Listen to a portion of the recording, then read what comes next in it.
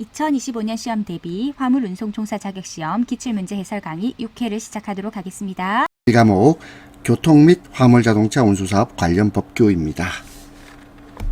1번은요 용어에 대한 설명입니다. 자, 우리 용어에 대한 설명을 정의라 그러죠. 정의 규정.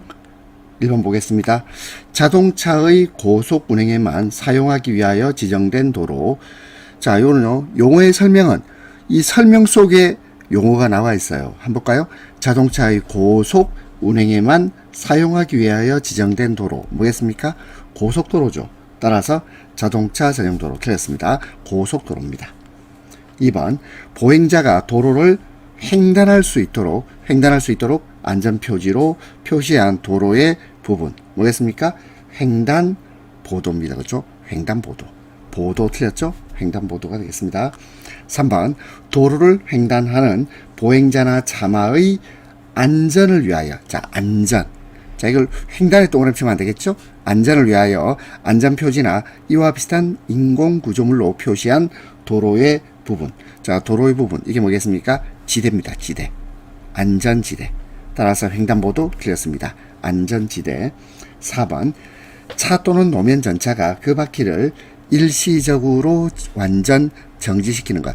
일시정지. 4번이 답입니다. 1번 자동차 고속 운행에만 사용하기 위하여 지정된 도로. 이게 뭐죠? 고속도로입니다. 고속도로. 2번 보행자가 도로를 횡단할 수 있도록 안전표지로 표시한 도로의 부분. 횡단보도죠. 3번 도로를 횡단하는 보행자나 통행의 차마의 안전을 위하여 안전표지나 이와 비슷한 인공구조물로 표시한 도로의 부분. 안전지대입니다. 안전지대. 4번 차 또는 노면 전차가 그 바퀴를 일시적으로 완전 정지시키는 것. 자, 일시정지. 1번의 답 4번이고요. 2번 신호기의 정의입니다. 자, 신호기. 자, 신호기. 자, 한번 보세요. 자, 항상 정의는 설명 속에 단어가 있다 그랬죠? 자, 4번을 보면 도로교통 신호를 위하여. 신호를 위하여 사람이나 전기의 힘에 의하여 조작되는 장치. 신호기입니다. 2번의 답 4번. 3번 교통안전표지에 해당하지 않는 것. 노면표지, 주의표지, 보조표지 다 교통안전표지입니다. 근데 도로표지는 아니죠. 그래서 주의표지, 그 다음에 또 뭐가 있을까요? 규제표지가 있죠. 규제표지, 그 다음에 지시표지가 있습니다. 그리고 보조표지, 노면표지. 자, 그럼 여기서 교통안전표지는 총 5개, 주의표지, 그 다음에 규제표지, 그 다음에 지시표지, 그 다음에 보조표지, 그리고 노면표지가 있습니다. 노면표지. 이렇게 되겠네요. 자, 따라서 교통안전표지에 해당하지 않는 것 4번입니다. 4번 다음 중 용어의 설명이 옳지 않은 겁니다. 1번 주차. 운전자가 승객을 기다리거나 화물을 싣거나 차가 고장나거나 그 밖의 사유로 차를 계속 정지 상태에 두는 것. 계속 정지 상태에 두는 것. 주차. 맞죠?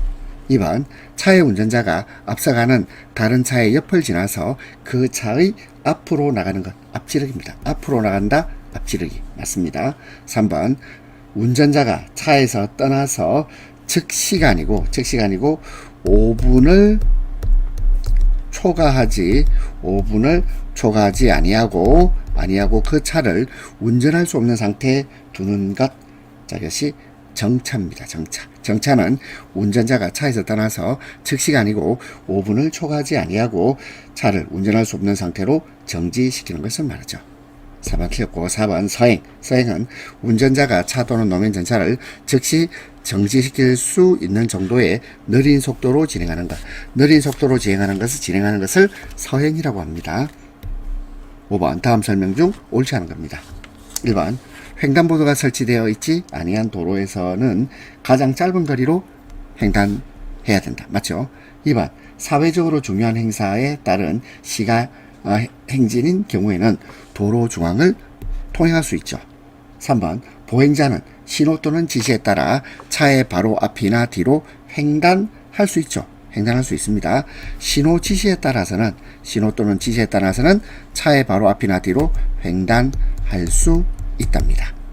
4번 차도를 통행하는 학생의 대열은 그 차도의 우측을 동행해야 됩니다. 우측 동행입니다. 옳지 않은 것 3번. 6번 횡단보도 설치 기준입니다. 1번 횡단보도는 육교 지하도 및 다른 횡단보도로부터 200m 이내, 200m 이내에서는 설치하여서는 아니 된다. 1번 맞고 2번 횡단보도를 설치하고자 하는 장소에 횡단보행자용 신호기가 설치되어 있는 경우에는 횡단보도 표시를 설치합니다. 3번 횡단보도를 설치하고자 하는 도로의 표면이 포장되지 아니한 경우, 도로가 포장되지 않으면 그럼요 횡단보도 표시를 할 수가 없죠. 그렇죠? 포장이 되지 않으면 그때는 횡단보도 표시를 하는 게 아니고 횡단보도 표지판을 설치합니다. 횡단보도 표지판을 설치합니다. 4번 횡단보도에는 횡단보도 표시와 횡단보도 표지판을 설치한다. 맞죠? 따라서 잘못된 것은 3번입니다. 7번 다음 진로 양보 의무 설명 중 옳지 않은 것입니다. 1번 비탈진 좁은 도로에서 자동차가 서로 마주보고 진행하는 경우에는 올라가는 자동차가 양보합니다. 2번 운전자는 뒤에서 뒤따라오는 차보다 느린 속도로 가려는 경우에는 도로의 우측 가장자리로 피하여 진로를 양보해야 됩니다. 3번 좁은 도로에서 사람을 태운 자동차와 동승자가 없는 자동차가 서로 마주보고 진행하는 경우에는 동승자가 없는 자동차가 양보합니다. 4번 통행 구분이 설치된 도로의 경우 뒤에서 따라오는 차보다 느린 속도로 가려는 경우에는 도로의 우측 가장자리를 피하여 진로 양보를 하지 않죠. 진로 양보를 하지 않습니다. 따라서 옳지 않은 것은 4번.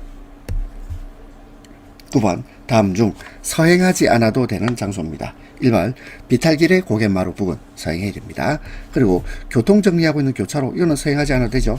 그리고 교통정리를 따라주면 돼요. 3번 가파른 비탈길의 내리막 서행하지 않아도 되는 게 아니고 지금 말을 이상하게 했죠. 다시 설명하겠습니다. 서행하지 않아도 되는 장소. 자, 비탈길 고갯마루 부근 이거는 서행을 해야 됩니다. 2번 교통정리를 하고 있는 교차로는 자 이거는 교통정리 따르면 되죠. 서행하지 않아도 됩니다. 맞고 가파른 비탈길의 내리막 이거 서행해야 됩니다. 도로가 구부러진 부근 이것도 서행을 해야 되죠. 답은 2번입니다.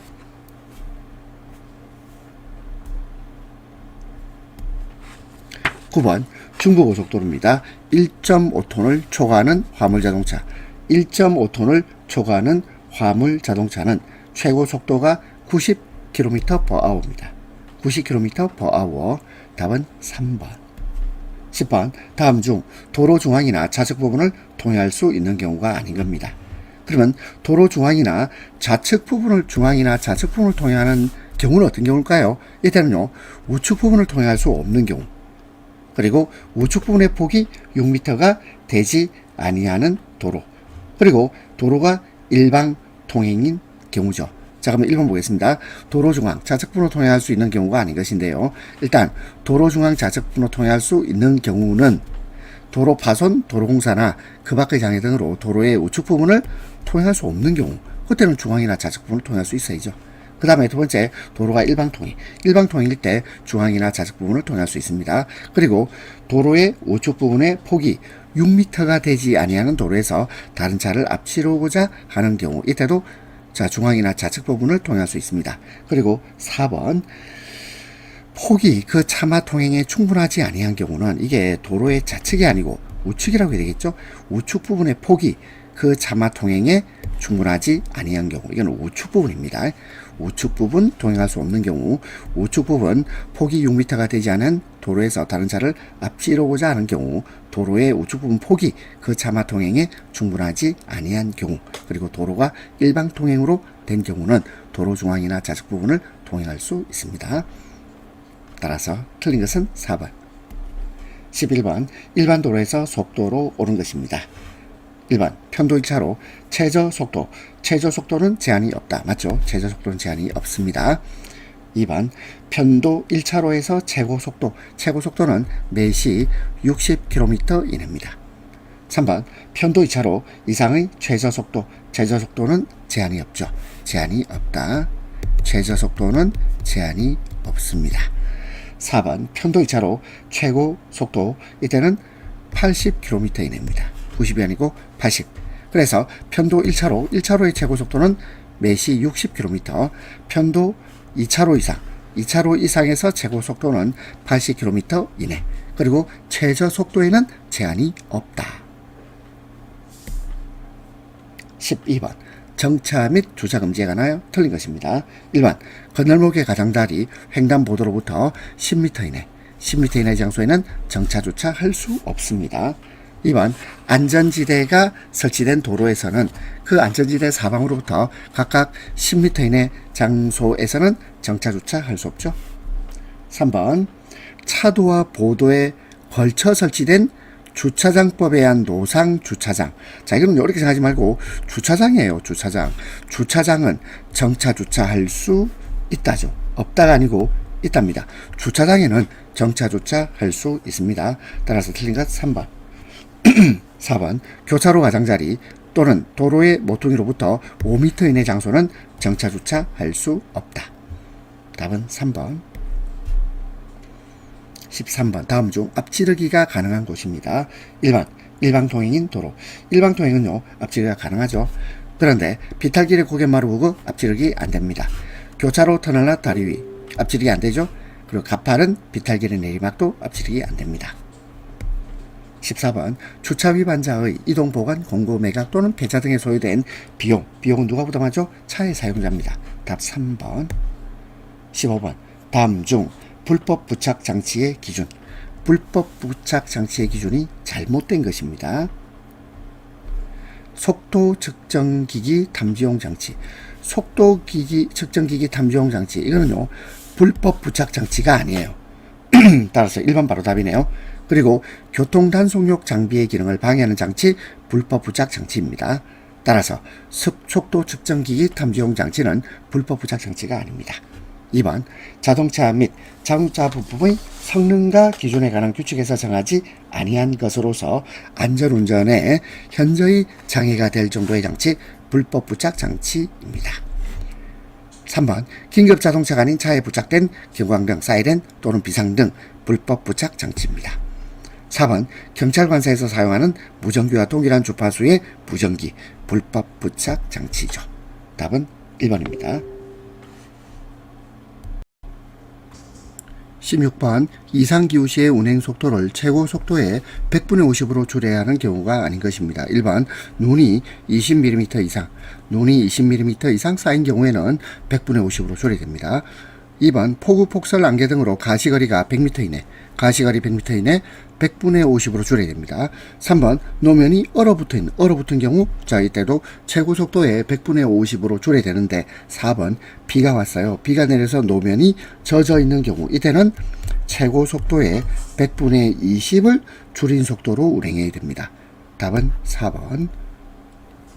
17번 긴급자동차의 특례입니다. 긴급자동차라는 것은 우리 거리에서 볼 수 있죠. 소방차 또는 구급차 또는 혈액 공급 차량입니다. 자, 우리 적십자 혈액원의 차 여러분들 본 적 있죠? 자, 이게 긴급자동차입니다. 1번 자동차 속도에 대한 규정을 적용하지 않습니다. 맞고, 끼어들기에 관한 규정, 끼어들기에 대한 규정 적용하지 아니합니다. 3번 긴급한 경우에는 정지해야 하는 경우에도 정지하지 아니할 수 있죠? 맞습니다. 4번 긴급하고 부득이한 경우, 이때는요 도로 중앙 또는 좌측 부분을 통행할 수 있죠. 통행할 수 있습니다. 그래서 긴급 자동차의 특례 규정이 있는 겁니다. 특별한 규정이 있는 거예요. 답은 4번. 18번 다음 도로 중 지방자치단체가 비용을 부담하는 것. 지방자치단체가 비용을 부담하는 것은 4번입니다. 행정구역 경계에 있는 도로. 행정구역의 경계에 있는 도로는 지방자치단체가 비용을 부담합니다. 답은 4번입니다. 19번 다음 중 500만원 이하의 과태료. 500만원 이하의 과태료에 처하는 위반행위가 아닌 겁니다. 1번 강사의 인적사항과 교육과목을 게시하지 아니한 사람. 500만 원 이하의 과태료. 2번 어린이 통학버스를 신고하지 아니하고 운행한 운영자 500만 원 이하의 과태료입니다. 3번 교통안전 교육기관 운영의 정지 또는 폐지 신고를 하지 아니한 사람 500만 원 이하의 과태료입니다. 그러면 여러분들은 1번, 2번, 3번을 보니까 개시, 신고, 개시나 신고를 하지 않으면 500만 원 이하의 과태료에 처해집니다. 그런데 4번 교통사고 발생 시의 조치를 하지 아니한 사람은 이 사람은요 5년 이하의 징역 5년 이하의 징역 또는 1,500만 원 이하의 벌금입니다. 5년 이하의 징역 또는 1,500만 원 이하의 벌금. 따라서 답은 4번입니다. 20번 다음 중 제2종 보통면허 제2종 교통면허로 운전할 수 있는 차량입니다. 그럼 바로 답 보이죠? 4번입니다. 승차정은 10인 이하, 승차정은 10인 이하 승합자동차 제2종 보통면허로 운전할 수 있습니다. 21번 1종 보통면허로 운전할 수 없는 차량이에요. 1종 보통면허 운전할 수 없는 차량. 1번 승차정은 15인 이하. 자, 1종 보통면허 맞죠? 원동기 당연히 몰 수 있습니다. 그리고 적재용량 12톤 미만 화물 자동차 모두 1종 보통면허로 운전할 수 있다. 그런데 대형 견인차, 군환차는 이때는 제1종 특수면허가 있어야 됩니다. 대형 견인차나 군환차는 제1종 특수면허 소지자가 운전할 수 있습니다.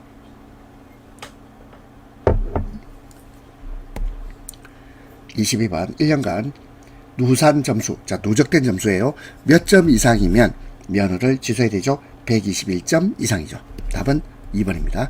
121점 이상. 23번 차량의 운행 제한 다음 설명 중 틀린 것입니다. 1번 관리청은 천재지변, 기타 비상사태에 있어서 도로의 구조 보존과 통행의 위험 방지를 위하여 필요한 경우 운행을 제한할 수 있죠. 맞습니다.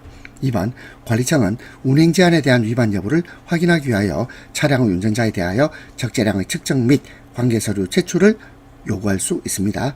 3번 관리청은 축하중이란 말은 뭐냐면 축방향의 수직인 단면에 내려지는 하중을 축하중이라 그래요. 축하중이 10톤을 초과하거나 또는 총 중량이 40톤을 초과하는 차량의 통행을 제한을 할 수 있죠. 차량 통행을 제한할 수 있습니다.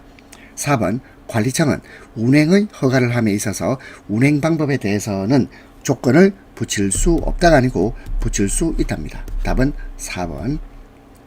24번 운전면허 결격사유입니다. 1번 무면허 운전으로 사람을 사상한 후 사고 발생 후 조치 규정에 위반한 경우에는 5년간 운전면허를 받을 수 없습니다. 2번 운전면허 효력이 정지된 기간 중 운전으로 취소된 경우에도 그 취소된 날부터 1년간 운전면허를 받을 수 없다. 4번 운전면허 효력 정지 처분을 받고 있는 경우 효력 정지란 말은요 운전면허의 효력이 정지된다. 운전면허가 없는 거나 다름없어요. 그래서 이때는요 4년간이 아니고 그 정지 처분 기간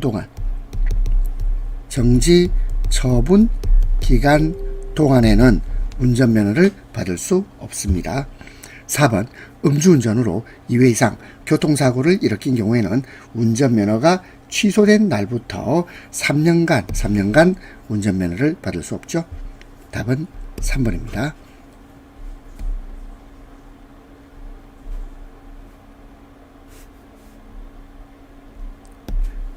25번 교통사고 발생 시 조치를 하지 아니한 사람에 대한 벌칙입니다. 교통사고 발생 시 조치를 하지 않았어요.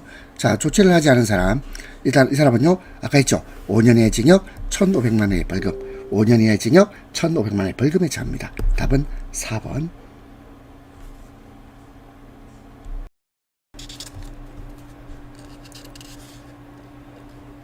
두 번째 과목 화물 취급 요령입니다. 1번 보겠습니다. 운송장 기재 시 유의사항으로 틀린 것입니다. 1번 고가품. 자, 가치가 높은 물건에 대해서는 그 품목과 물품 가격을 정확히 확인하여 기재하며 할증료를 청구한다. 그렇죠? 할증료입니다. 자, 두 번째 파손, 부패, 변질 등 문제의 소지가 있는 물품의 경우는 면책 확인서. 자, 책임지지 않는다 이 말이죠. 면책 확인서를 받습니다. 3번 상간오지. 오지란 말은요, 육지로부터 멀리 떨어진 내륙 지역을 말하죠. 상간오지. 그리고 섬지역 등에서는 배달 불가 사항을 미리 밝힌다. 그렇지 않고 이것은요, 지역의 특성을 고려하여 배정 예정일을 정합니다. 배달 불가 이렇게 말하지는 않습니다. 그래서 상간오지 섬지역은 지역 특성을 고려해서 배달 예정일을 정합니다. 4번 보조 송장도 주 송장과 같이 정확한 주소와 전화번호 이거 기재해야 됩니다. 답은 3번. 2번 화물 취급 전의 준비사항이 아닌 것입니다. 1번 보고의 자체 결함은 없는지 또는 사용 방법을 알고 있는지 확인 절차 필요합니다. 2번 취급할 화물의 품목별, 포장별, 비포장별, 산물, 분탄, 유해물 등에 따른 취급 방법 및 작업 순서를 사전에 검토합니다. 3번 유해, 유독 화물 확인을 철저히 하고 위험에 대비한 약품 세척 용구 등을 준비합니다. 4번 위험물, 유해물 취급할 때에는 보호구를 착용해야 하죠. 보호구 착용. 그리고 안전모도 반드시 착용합니다. 그렇죠? 탈착할 수 있다 이게 아니고 안전모도 착용해야 한다. 착용해야 합니다. 따라서 4번 틀렸고요.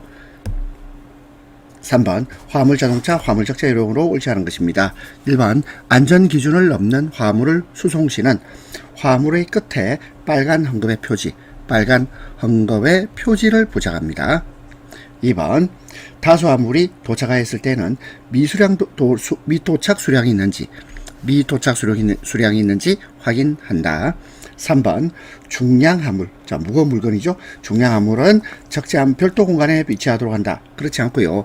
적재한 별도 공간에 위치하는 것은 중량 화물이 아니고 취급주의 스티커 부착 화물입니다.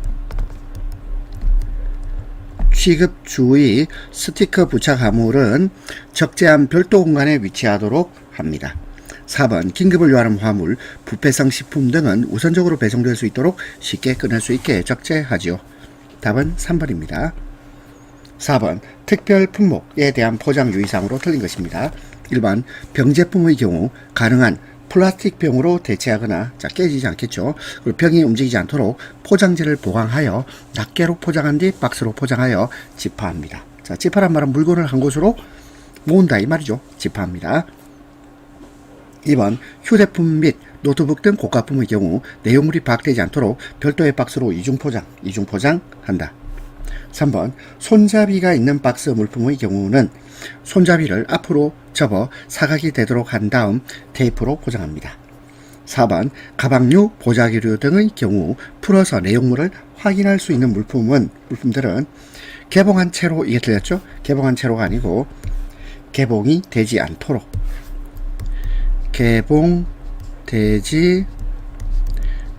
않도록 안전장치를 합니다. 안전장치를 하고 박스로 이중 포장하여 지파한다. 따라서 답은 4번입니다. 5번 포장화물의 표면에 기입하는 특정한 기호, 번호, 목적지, 취급상의 문구를 총칭해서 뭐라 그러죠? 자, 이것을 shipping 마크 또는요 카고 마크라 그래요. shipping 마크나 카고 마크 이걸 뭐라고 번역하죠? 이걸 하인이라 그래요. 하인. 따라서 답은 1번입니다. 6번 차량 내 적재 작업 시 적재 방법이 아닌 것입니다. 1번 적재 후 밴딩 끈을 사용할 때 견고하게 묶여졌는지 여부를 항상 점검해야 합니다. 2번 트랙터 차량의 캡과 적재물의 간격을 60cm 이상, 이게 틀렸죠. 60cm가 아니고 120cm입니다. 120cm 이상으로 유지해야 한다. 3번 적재함의 문짝 또는 인들고리는 결함이 없는지 확인한다. 4번 적재품의 붕괴 여부를 상시 점검해야 합니다. 답은 2번. 7번 차량 내 화물 붕괴 방지 요령으로 틀린 것입니다. 1번 차량에 특수장치를 설치하는 방법도 있다. 맞고 2번 팔레트 화물 사이에 생기는 틈바구니를 적당한 자리로 메꾸는 방법도 있다. 자, 뭐뭐는 방법도 있다. 이러면 다 맞는 말이겠죠. 3번 일반적으로 시트나 로프를 거는 방법을 사용합니다. 자, 그것도 맞고. 4번 척지함의 천장이나 측벽에서 팔레트 화물이 붕괴되지 않도록 누르는 장치는 팔레트 화물의 높이가 일정하면 효과가 없다. 그게 아니고 일정하지 않으면 효과가 없죠. 일정하면 효과가 있습니다. 그렇죠? 일정하면 효과가 있어요. 따라서 답은 4번입니다. 8번 일반 화물의 지급 표지 의미하는 것. 1번, 2번, 3번 읽어보시고 일반 화물의 지급 표지는 운송 포장 화물의 내용이 깨지기 쉬우므로 주의하여 지급할 것을 표시합니다. 4번입니다. 일반 화물의 지급 표지는 운송 포장 화물의 내용물이 깨지기 쉬우므로 주의하여 지급할 것을 표시한다. 답 4번. 9번입니다. 포장화물 운송 과정상 외압과 그 보호 요령으로 틀린 것입니다. 1번 하역 시 충격에서 가장 큰 것 뭐겠습니까? 낙하입니다. 물건이 떨어졌을 때 충격 가장 큽니다. 2번 낙하 충격이 화물에 미치는 영향은 낙하의 높이, 낙하면의 상태 등 낙하 상황과 포장 방법에 따라 다르죠. 상이하다, 서로 다릅니다. 3번 수송 중의 충격으로서는 트랙터와 트레일러를 연결할 때 발생하는 수평 충격이 있습니다. 4번 포장화물은 보관 중 또는 수송 중 밑에 있는 화물, 자 밑에 있는 화물은 반드시 수평 충격을 받는 게 아니고 수평 충격은 자 이거는요 말 그대로 연결할 때 발생하는 충격이 수평 충격인데 밑에 쌓은 화물이 받는 충격은 이거는요 수평 충격이란 말 대신 뭐라고 쓰죠? 압축 하중이라 그래요. 압축 하중을 받습니다. 따라서 답은 4번. 10번 고압가스 지급 시 주의 요령으로 틀린 것입니다. 1번 고압가스를 운반할 때는 안전관리 책임자가 운반 책임자 또는 운반 차량 운전자에게 고압가스 위해 예방에 필요한 사항을 주지 널리 알릴 필요가 있습니다. 2번 고압가스를 적재하여 운반하는 차량은 차량의 고장, 교통사정 또는 운전 책임자, 운전자의 휴식 등 부득이한 경우를 제외하고는 장시간 정차하지 않으며 운전 책임자와 운전자가 동시에 차량에서 이탈하지 아니할 것. 맞죠? 3번 고압가스를 운반할 때는 그 고압가스의 명칭, 성질 및 이동 중의 재해 방지를 위하여 필요한 주의사항을 기재한 서면을 운전 책임자 또는 운전자에게 교부하고 운전 중에 휴대시켜야 됩니다. 그리고 4번 노면이 나쁜 도로. 자, 우리가 노면이 나쁜 도로는 절대로 운행하지 말아야 된다. 그렇진 않죠. 노면이 나쁜 도로도 운행할 때가 있습니다. 그때는요, 자, 여러 가지 검사를 해봐야 되겠죠. 그래서 적재사항을 재검사해서 이상이 없는가를 확인해야죠. 검사를 하고 확인해야 되는 거지, 노면이 나쁜 도로에서는 절대로 운행하지 않는 건 아닙니다. 따라서 답은 4번.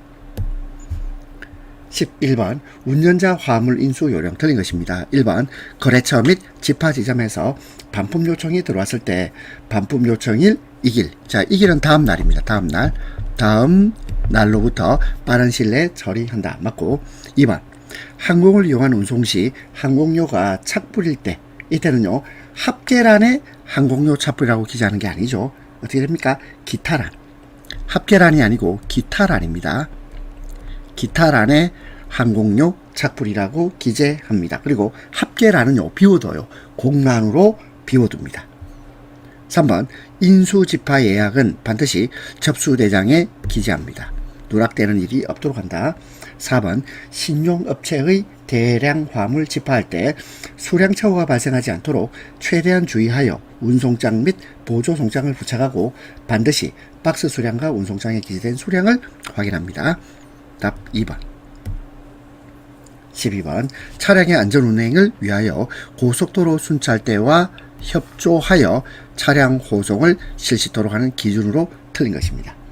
1번 구조물 통과 하중 계산서를 필요로 하는 중량 제한 차량. 2번 운행상 호송이 필요하다고 인정되는 경우.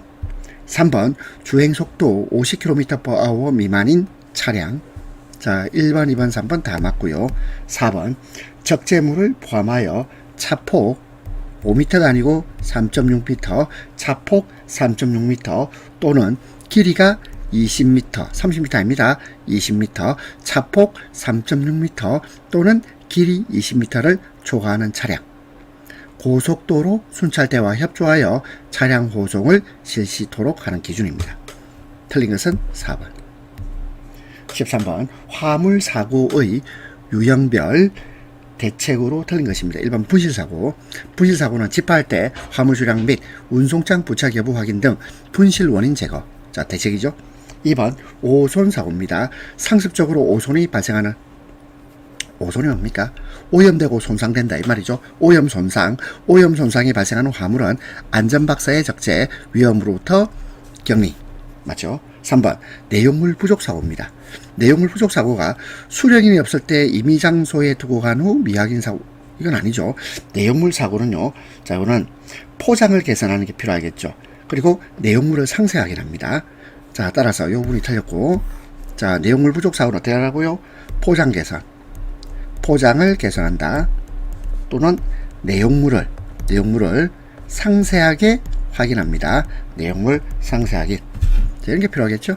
4번 무적 화물 사고입니다. 무적 화물 사고는 집하 단계에서 운송장이 제대로 붙어 있는지 여부를 확인할 필요 있겠죠. 그리고 이중 부착도 실시합니다. 답은 3번. 14번 트레일러의 장점입니다. 1번 트랙터 한 대로 복수의 트레일러를 운영할 수 있으므로 트랙터와 운전사의 이용 효율을 높일 수 있죠. 이용 효율을 높일 수 있습니다. 2번 트레일러 부분에 일시적으로 화물을 보관할 수 있으며 여유 있는 하역 작업, 짐을 내리는 하역 작업을 할 수 있죠. 맞고. 세 번째, 트레일러를 별도로 분리하여 화물을 적재하거나 하역할 수 있습니다. 자, 근데 4번 보세요. 트랙터와 트레일러 분리가 불가능 아니죠. 가능합니다. 가능하고, 따라서 효과적으로 적재량을 늘릴 수 있습니다. 답은 4번. 15번 다음 용어의 정의로 틀린 겁니다.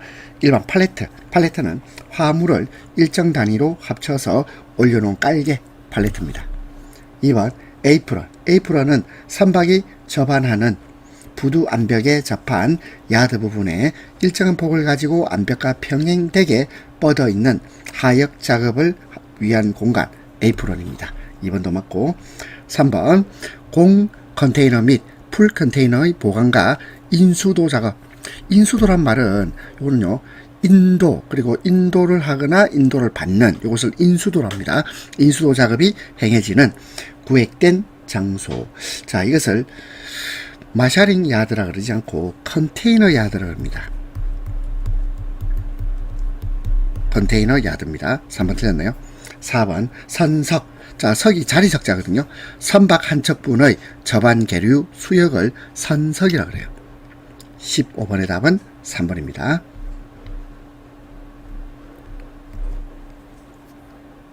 자, 세 번째 과목 안전 운행입니다. 1번 운전 중 운전자의 착각. 운전자의 착각은요, 원근. 자, 거리에 멀고 가까움에 원근의 착각이 있습니다. 그 다음에 경사의 착각이 있고, 또 속도의 착각이 있죠. 근데 시간의 착각은 운전 중 운전자 착각이 아닙니다. 우리가 운전자의 착각은 크기, 경사, 속도, 원근, 상반의 착각, 이런 것들이 있어요. 시간의 착각은 포함되지 않는다. 2번 다음 중 사고율이 가장 낮은 노면입니다. 이건 건조한 거죠. 건조 노면. 그러면 가장 사고율이 높은 건 뭘까요? 결빙 노면은 사고율이 가장 높지요. 가장 높습니다. 결빙 노면은 사고율이 가장 높고, 가장 낮은 것은 건조 노면. 답 4번. 3번 어린이 교통안전 지도 요령에 대한 설명 중 옳지 않은 겁니다.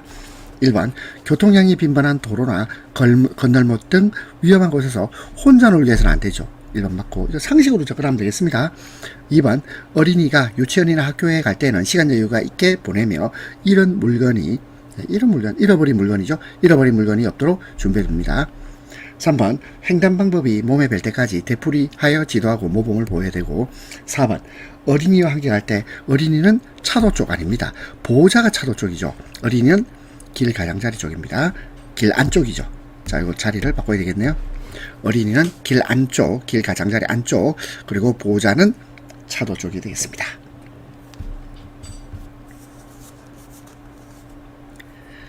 근데 길 가장자리, 이게 좀 말이 좀 이상하죠. 길 가장자리가 뭘까요? 자, 일단 어린이는 길 가장자리란 말보다는 도로 안쪽이라는 게 되게 좋겠죠. 어린이는 안쪽입니다. 안쪽이고 보호자는 차도 쪽. 자, 이렇게 표현을 하도록 할게요. 4번 다음 중 교통정보 인지 결함의 원인이 아닌 것입니다. 교통정보 인지 결함. 자, 먼저 동행자와 이야기에 열중하고 있으면, 다른 일에 열중하고 있으면, 또는 놀이에 열중하고 있으면 인지 결함 됩니다. 또는 등교 또는 출근 시간 때문에 급하게 서두르면 인지 결함이 될 수 있죠. 술에 많이 취했다, 이것도 인지 결함 됩니다. 그리고 횡단 중 한쪽 방향에만 주의를 기울였다. 자, 근데 한쪽 방향에만 주의를 기울이면 이것도 인지결함의 원인이 되죠. 답이 없네요. 다시 보겠습니다. 제가 문제를 이상하게 풀었다. 자, 근데 보니까 급하게 운전했다가 아니고 택시를 탔잖아, 택시를. 그러면 급하게 운전하면 교통정보 인지결함 원인이 될 수 있어요. 하지만 급하게 택시 타면, 그럼 택시 운전 누가 하죠? 이 운전은 택시 기사님, 택시 운전자가 하잖아. 그럼 택시 운전자 입장에서는 이거는요, 인지결함이 아니죠. 그죠? 인지결함 아닙니다. 따라서 답은 2번. 자, 이거 이해되죠? 자, 그 다음에 이제 5번 보겠습니다. 다음 중 자동차의 점등, 점화, 시동, 발전 또는 충전 등의 장치. 이거 전기 장치입니다. 전기 장치. 49번 자동차 운전석에서의 점검사항으로 바라지 못한 겁니다. 1번 주차 제동 레버 당김 상태. 자, 점검해 볼 필요 있습니다.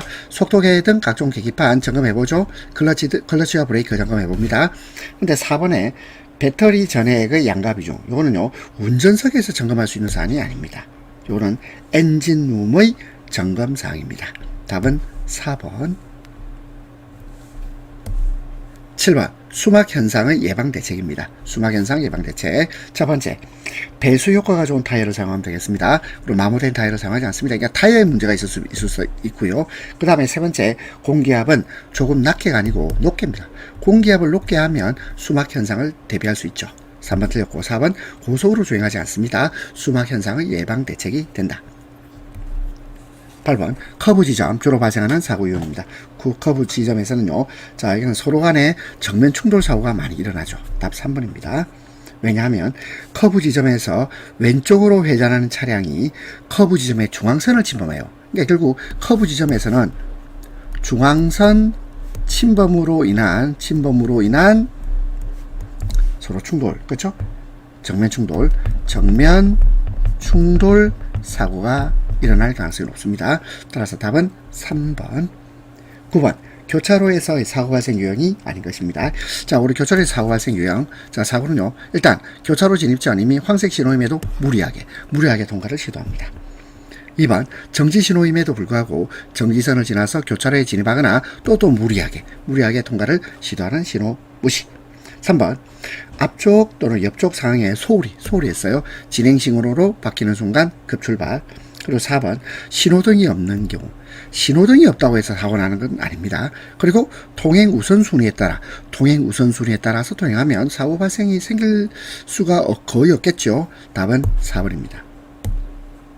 10번 중앙분리대에 대한 설명입니다. 1번 중앙분리대에 설치된 방호울타리. 이 방호울타리는, 자, 우리 방호울타리를 한다고 해서 사고를 예방할 수 있는 건 아니에요. 무슨 말이냐면 사고가 막아지는 건 아니죠. 하지만 사고를 방지한다는 것보다는 사고 유형을 변환시켜 주기 때문에 효과적이다. 1번 맞습니다. 2번 광폭, 자, 넓은 폭, 이 말이에요. 광폭 중앙분리대는 도로 선형의 양방향 차로가 완전히 분리될 수 있는 충분한 공간 확보. 광폭은 충분한 공간 확보가 되죠. 그래서 대형 차량의, 자, 반대쪽에서 오는 차량의 영향을 받지 않을 정도의 넓이를 정해 줍니다. 3번 분리대 폭이 넓을수록 분리대를 넘어가는 횡단사고가 적고 또 전체 사고에 대한 정면 충돌 사고 비율도 낮습니다. 답 3번.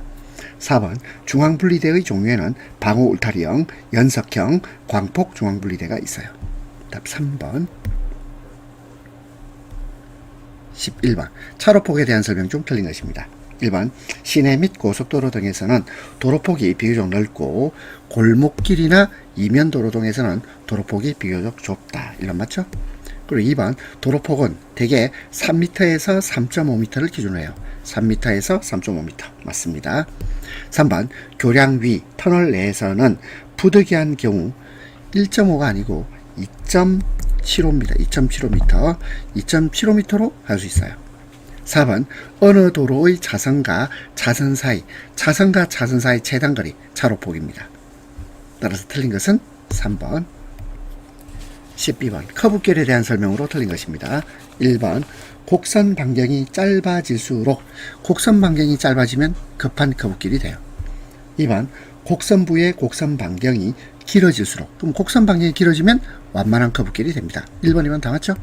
3번 커브길은 도로의 왼쪽 또는 오른쪽으로 굽은 곡선부를 갖는 도로의 구간, 커브길입니다.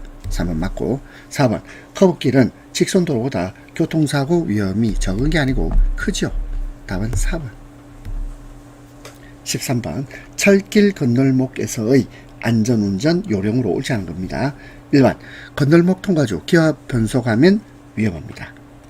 2번 철길 건널목 앞에서는 좌우를 살피거나 일시정지 해야 합니다. 그렇죠? 일시정지 하여야 한다. 2번 틀렸습니다. 3번 철길 건널목 좌우가 건물등에 갈려져 있거나 커브 지점에서는 더욱 조심합니다. 4번 건널목 통과 중 차바퀴가 철길에 빠지지 않도록 중앙 부분으로 통과해야 하죠. 답 2번. 14번 앞지르기에 대한 설명으로 틀린 것입니다. 1번 앞지르기 하려면 필연적으로 진로 변경을 수반합니다. 1번 맞고, 2번 앞지르기는 앞차보다 빠른 속도로 가속, 그렇죠, 앞질러야 되니까 빠른 속도로 가속 상당한 거리를 진행해야 하므로 앞지르기 할 때의 가속도에 따른 위험이 수반됩니다. 3번 앞지르기란 뒷차가 앞차의 좌측면을 지나, 좌측면이죠, 좌측면을 지나 앞차의 앞으로 나아가는 것을 말하고요. 4번 진로 변경, 진로 변경은 동일한 차로로 진로 변경 없이 진행하는 경우에 비하여, 자, 우리 진로 변경하고 그리고 진로 변경 없이 진행하는 경우하고, 진로 변경이 사고의 위험이 낮은 것이 아니라 사고 위험이 높지요. 높다. 답은 4번입니다. 15번 야간 운전 요령 틀린 것입니다. 1번 운전 시 흡연을 하지 말 것. 2번 문제가 발생했을 때의 정차 시는 소등 아니죠. 소등하지 않습니다. 소등하는 게 아니고 여러 가지 안전 조치를 취해야 되고, 그 중에서는 등을 켜놔야죠. 3번 노상에 주정차를 하지 말 것. 그리고 4번 자동차가 교행 서로 지나갈 때는 조명 장치를 하향 조정할 것이 필요하겠죠. 답 2번. 16번 고속도로 통행 방법에 대한 설명 중 틀린 것입니다. 1번 앞지르기 할 때는 지정 속도를 초과할 수 없다. 1번 맞고, 2번 주행차선에 통행차가 많을 경우입니다. 주행차선에 통행차가 많아요. 그러면 승용차에 한해요 앞지르기 차로 계속 통행할 수 있다. 그렇지 않습니다. 주행차선에 통행차가 많다고 해서 앞지르기를 할 수 있는 건 아니죠. 주행차선에 통행차가 많으면 어떻게 하라고요? 그냥 주행차선 따라서 통행해야 됩니다. 답 2번. 3번 고속도로에서는 갓길로 통행해서는 안 되죠. 4번 주행 중 속도계를 수시로 확인하여 법정 속도를 준수합니다. 17번 가을철 자동차 관리로 틀린 것입니다. 1번 세차 자체 점검, 이거는 자주 해야 되겠죠. 꼭 가을철이 아니더라도 세차와 자체 점검 해야 됩니다. 2번 서리 제거용 열선 점검 또 필요합니다. 3번 장거리 운행 전 점검을 철저히 해야 되고, 부동액, 자 부동액은 이거는 겨울철입니다. 겨울철 부동액 점검은 겨울철. 물론 이제 늦가을에는 부동액 점검도 해볼 필요 있겠죠. 갑자기 기온이 떨어질 수 있으니까. 그렇지만 부동액 점검은 우리 보통의 경우는 겨울철 자동차 관리입니다. 답 4번. 18번 여름철 안전운전 요령입니다. 1번 비에 젖은 도로를 주행할 때는 건조한 도로에 비해서 마찰력이 떨어져 미끄럼에 의한 사고 가능성이 있으므로 감소 운행해야 한다. 맞고, 2번 에어컨을 제대로 켜서 실내의 더운 공기가 빠져나간 다음에 운행하는 것이 좋다. 2번 맞고, 3번 주행 중 갑자기 시동이 꺼졌을 때는 운전을 멈추고 견인한다. 그렇지 않죠. 갑자기 시동이 끄지면 어떨까요? 이때는요 자동차를 길 가장자리로 옮깁니다. 그리고 열을 식히죠. 열을 식히고 다시 재시동을 걸어봅니다. 그렇게 해야지 주행 중 시동이 꺼졌다고 해서 무조건 견인하는 건 아니에요. 답 3번. 4번 출발하기 전에 창문을 열어 실내의 더운 공기를 환기시킵니다. 답 3번입니다. 19번 차량에 고정된 탱크의 운행 방법이 아닌 것입니다. 차량에 고정된 탱크 운행 방법. 1번 가스를 이송한 후에도 탱크 속에는 잔료가스가 남아있지요. 내용물이 적재된 상태와 동일하게 취급한다. 1번 맞습니다. 2번 터널에 진입하는 경우 전방에 이상 사태가 발생하지 않았는지 표시 등을 확인하면서 진입합니다. 3번 철도 건널목을 통과하는 경우는 건널목 앞에서 일시정지하고 열차가 지나가지 않는가를 확인합니다. 4번 차를 수리할 때는 반드시 사람의 통행이 없고, 요까지 말이 되죠. 사람이 잘 안 다니고, 그럼 밀폐가 아닙니다. 이건 개방된 장소죠. 그렇죠? 개방된 장소에서 해야 됩니다. 통풍이 잘 된 개방된 장소에서 합니다. 답은 4번. 20번 다음 설명 중 틀린 것입니다. 1번 갓길이 넓으면 차량의 이동 공간이 넓고 시계가 넓죠. 그리고 고장 차량을 주행차로 밖으로 이동시킬 수 있기 때문에 안전성이 크다. 그렇습니다. 갓길이 넓으면 안전성이 크다. 2번 교통량이 많고 사고율이 높은 구간의 차로폭을 규정 범위 이내로 넓히면, 자, 우리 차로폭을 넓히면 사고율은 감소하죠. 3번 갓길은 포장된 노면하고 토사나 자갈 잔디하고 어느 쪽이 더 안전할까요? 요는 포장된 노면이 토사나 자갈 잔디보다 안전하죠. 포장된 노면이 더 안전합니다. 4번 차도와 갓길을 구획하는 노면 표시를 하면, 노면 표시하면 교통사고는 감소하죠. 따라서 답은 3번이에요. 21번 가을철 안전운전 요령으로 틀린 것입니다. 1번 행락철. 자, 행락철은 뭐냐면 갈 행자, 락 즐거울 락자. 자, 행하되 즐겁게 행한다. 자, 논다 이 말이죠. 재밌게 논다 이 말이에요. 그러면 행락철인 가을에는 과속을 피하고 교통법규를 준수해야 되고, 2번 늦가을에 안개가 끼면 노면이 동결되는 경우가 있는데, 이때는 급 핸들 조작, 급 브레이크 조작 상가죠. 하지 않습니다. 3번 안개 지역에서는 처음부터 속도를 떨어뜨려서 감속 운행합니다. 4번 경운기 옆을 지나갈 때, 이건 지금 경적을 울려야죠. 울려야 한다. 경적을 울려서 주의를 줘야 됩니다. 답은 4번. 22번 운전 상황별 방어 운전 요령 틀린 것입니다. 1번 대형차가 교차로를 완전히 통과한 후 좌회전한다. 1번 맞고, 2번 꼭 필요한 경우에만 조절합니다. 3번 필요한 경우가 아니면 중앙의 차로를 주행하지 않습니다. 4번 미끄러운 노면에서는 차가 완전히 정지할 수 있도록 급제동. 자, 급제동하면 안 되겠죠. 안 됩니다. 급제동하지 않습니다. 왜요? 급제동하면 차가 뺑뺑 돌아요. 회전하기 때문에 급제동하지 않도록 하는 게 좋겠습니다. 답 4번. 23번 위험물의 운반 방법으로 틀린 것입니다. 1번 그 위험물에 적응하는 소화 설비를 설치할 것. 2번 일시 정차 시는 안전한 장소를 택하여 안전에 주의할 것. 3번 지정 수량 이상의 위험물은 절대로 운반하지 않는다. 그건 아니죠. 자, 그래서요, 만약에 지정 수량 이상의 위험물을 운반할 때에는 표지를 게시할 것이 필요하겠죠. 표지를 게시합니다. 지정 수량 이상의 위험물은, 요는요, 보기 쉬운 곳에 표지를 게시할 것. 4번 마찰 및 흔들림을 일으키지 않도록 운반할 것. 따라서 위험물 운반 방법으로 틀린 것은 3번. 24번 철길 건널목의 안전운전 요령입니다. 1번 건널물 앞쪽이 혼잡하여 건널목을 완전히 통과할 수 없게 될 염려가 있을 때는 진입하지 않습니다. 2번 건널목 통과 시 기어 변속하지 아니한다. 기어를 변속하지 아니한답니다. 답 2번. 3번 건널목 건너편의 여유 공간을 확인한 후 통과합니다. 4번 일시정지 후 좌우의 안전을 확인합니다. 답 2번. 25번 차로폭에 따른 사고 위험에 대한 설명 틀린 것이에요. 1번 차로폭이 좁은 경우는, 자, 보도차도 분리시설이 미흡하죠.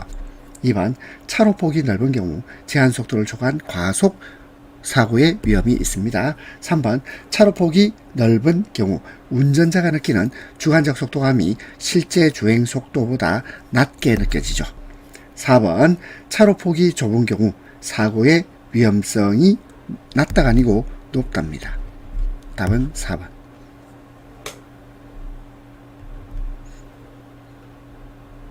자, 제4과목 네 번째 과목 운송 서비스입니다. 1번 다음 중 비용이 어떠한 물류 기능을 위해서 발생하였는가 하는 것을 기준으로 한다. 뭘 기준으로 했죠? 기능을 기준으로 했어요. 따라서 답은 4번 기능별 분류. 2번 물류비는 지급 형태별, 물류 기능별, 물류 영역별 등의 기본적인 분류가 가능한데 재무회계에서 비용 발생을 기초로 한 분류. 비용을 발생했어요. 그럼 지급해야 되죠. 지급 형태입니다. 지급 형태별 분류. 답은 1번입니다. 3번 SCM. 자, SCM은요. 이것을 번역을 하기를 공급망 관리라고 번역합니다. 공급망 관리. Supply Chain. Supply Chain 하면 공급망 이렇게 되겠죠. Supply Chain 공급 사슬, 공급망 그리고 매니지먼트입니다. Supply Chain Management 공급망 관리. 1번 공급망 관리는 기업 간 협력을 기본 배경으로 하고 있습니다. 1번 맞고 2번 공급망 내의 각 기업은 상호 협력, 공급망 프로세스를 재구축, 업무 협약을 맺으며 공동 전략을 구사하게 됩니다. 3번 SCM은 공급망인 정체의 물자 흐름을 원활하게 하는 공동 전략을 말합니다. 그 다음에 공급망 관리하고 수직 계열화는 서로 다른 말이다. 공급망 관리와 수직 계열화는 다릅니다. 수직 계열은 이건 계열사 통합이에요. 계열사 통합을 말합니다. 따라서 공급망 관리하고는 달라요. 공급망 관리는 기업 간 협력을 기본 배경으로 하는 것입니다. 따라서 답은 4번. 4번 트럭 수송의 장단점 틀린 것입니다. 1번 진동, 소음, 광학, 스모그 등의 공해 문제 있죠. 2번 중간 하역이 불필요하고 포장의 간소화 간략화 장점입니다. 3번 수송 단위가 작고 수송 단위 작죠? 근데 어떤 문제가 있나요? 수송 단위가 작으니까 연료비, 인건비 등 수송 단가가 높아요. 낮다가 아니고 높답니다. 3번 틀렸네요. 4번 문전에서 문전으로 배송 서비스를 탄력적으로 행할 수 있다. 이건 장점. 배송 서비스를 탄력적으로 행할 수 있습니다. 5번 QR 신속당이라고 합니다. 자, QR 퀵 리스판스 신속당에 대한 설명 드립니다. 1번 시장에 적합한 상품을 적시 적소에 적당한 가격으로 제공한다. QR 맞죠? 2번 생산 유통 관련 업자가 전략적으로 제휴하여 소비자의 선호 등을 적시 파악하여 시장 변화에 신속하게 대응한다. 신속 대응 맞습니다. 3번 제조업자는 유지 비용의 절감, 고객 서비스의 제고, 그리고 높은 상품 회전율이 아니고 자산 회전율입니다. 높은 자산 회전율, 매출과 이익 증대 등의 혜택이 있어요. 4번 생산 유통기간의 단축, 재고 감소, 반품 손실 감소 등 생산 유통의 각 단계에서 효율화를 실현할 수 있는 것이 QR입니다. 답은 3번. 6번 TQC 전사적 품질 관리. 이 사가 뭐냐면 회사라는 뜻이에요. 그러면 저는 뭐야? 전체 회사적 품질 관리입니다. TQC. 1번 TQC는 제품이나 서비스를 만드는 모든 작업자가 품질에 대한 책임을 나누어 갖는다는 뜻이에요. 2번 불량품을 원천에서 찾아내고 바로잡기 위한 방안입니다. 작업자가 품질에 문제가 있는 것을 발견하면 생산 라인 전체를 중단시킬 수 있습니다. 생산 라인 전체를 중단시킬 수 있다.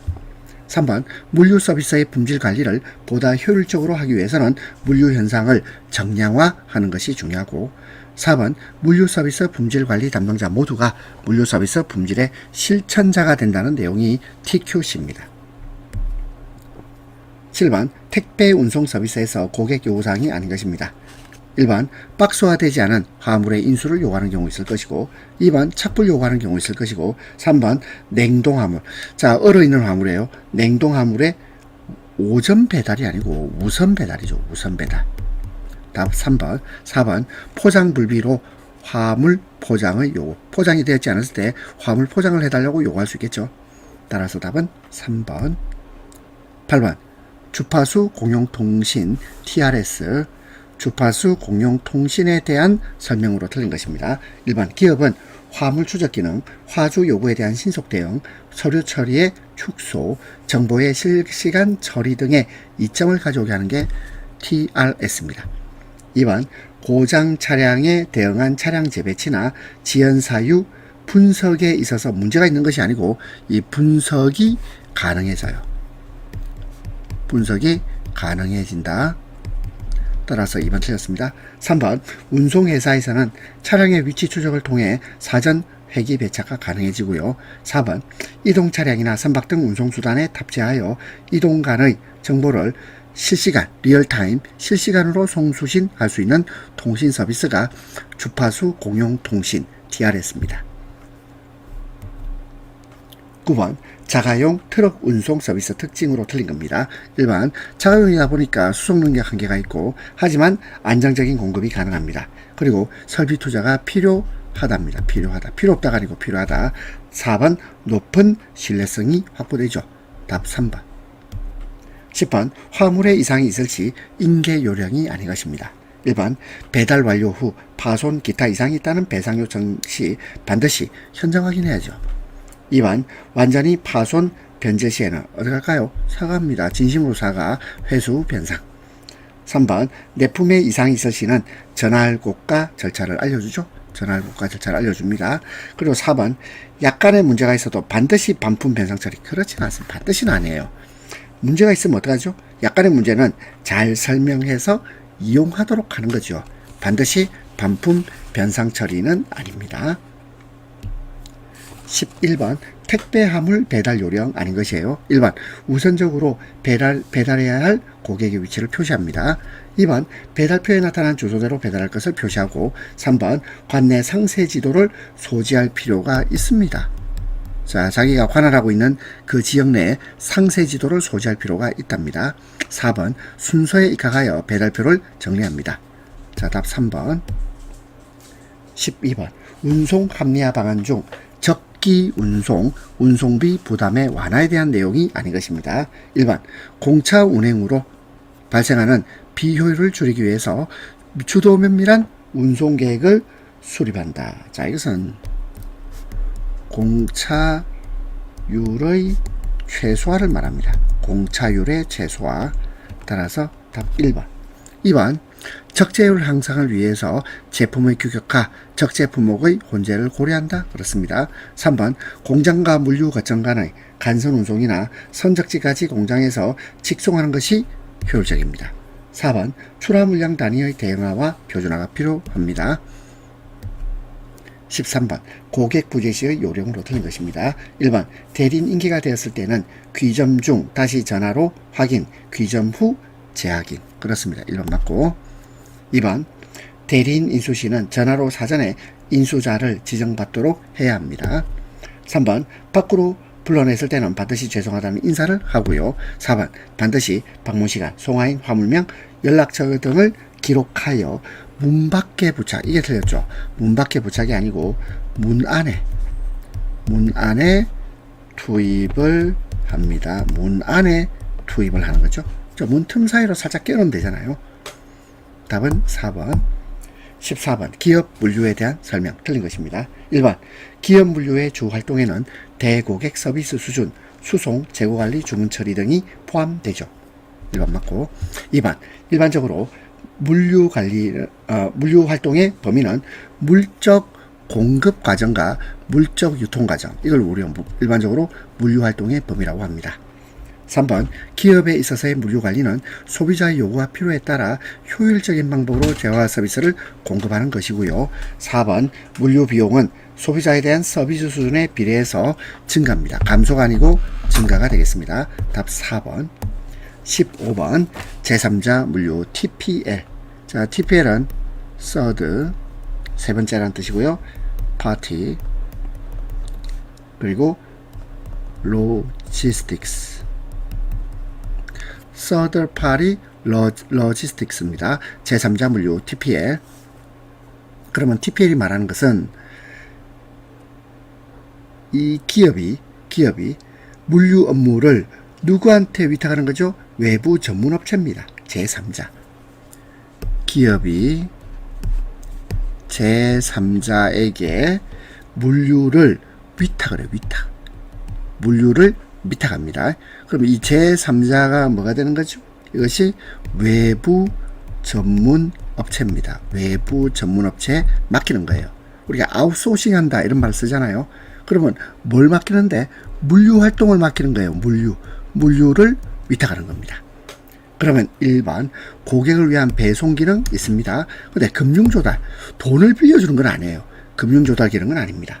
3번 고객을 위한 조달 기능, 고객을 위한 재고관리 기능, 제3자 물류가 수행하는 기능이라고 볼 수 있습니다. 자, 장시간 고생하셨습니다.